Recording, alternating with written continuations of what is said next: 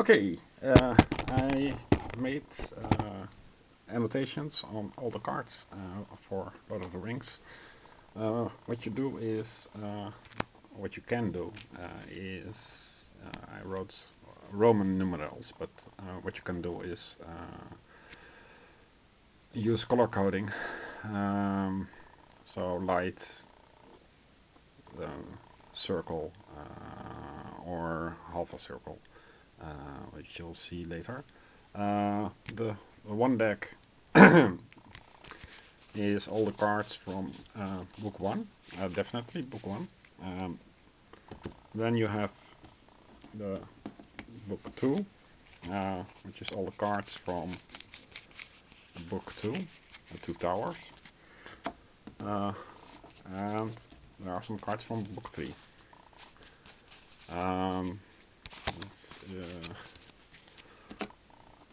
Next up is the half packs, so I made a slash, and later I thought it might be better to make this color coded, because you only need to distinguish between the two different slashes, so 1, 2 and 2, 3. Never mind this. So this is important that you shuffle this well, and then you divvy up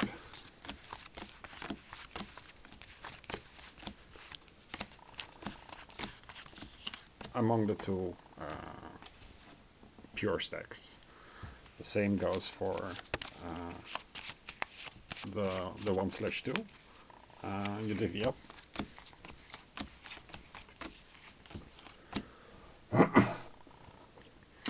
And this is the 2 and the 3s. You shuffle, and these become the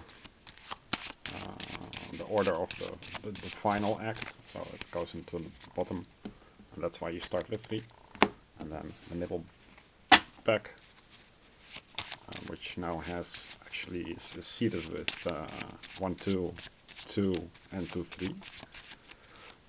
So it's quite a big stack.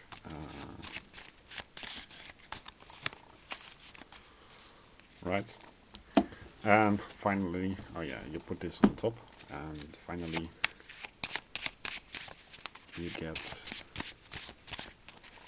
this. Now there is some reordering where you can take cards from the history, from the past, back into the present. But the general flow is that the core points, fixed points in time, are, well, fixed. So let's see what the game will entail. So you start with 10 health points. Well, I'm not sure if I want to play right now, but let's just see what it becomes. So, okay, it starts with, and it all depends, of course, in how many packs and how you want to shuffle. But it starts with the Celeborn. Funny enough. Oh crap! I did this wrong, because there is a starting card which you always need to start. So it's not 1, 2. It's yeah. The quest begins. The quest begins is so this. Let's shuffle this. Okay, so this is not a 1, but it is a start. Let's see if we can change that. So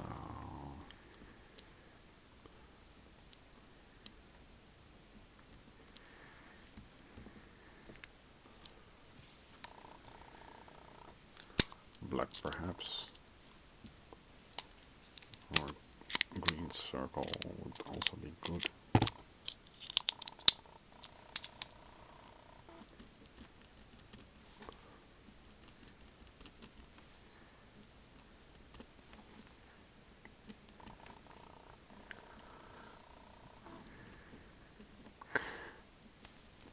yeah.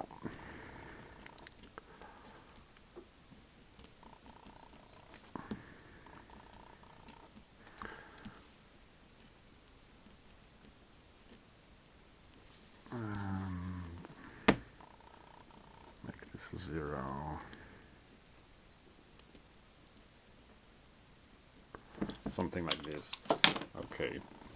So this is the deck, and so we start with the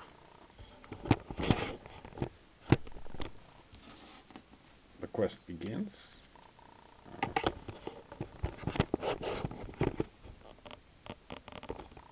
Come on, focus. Thank you.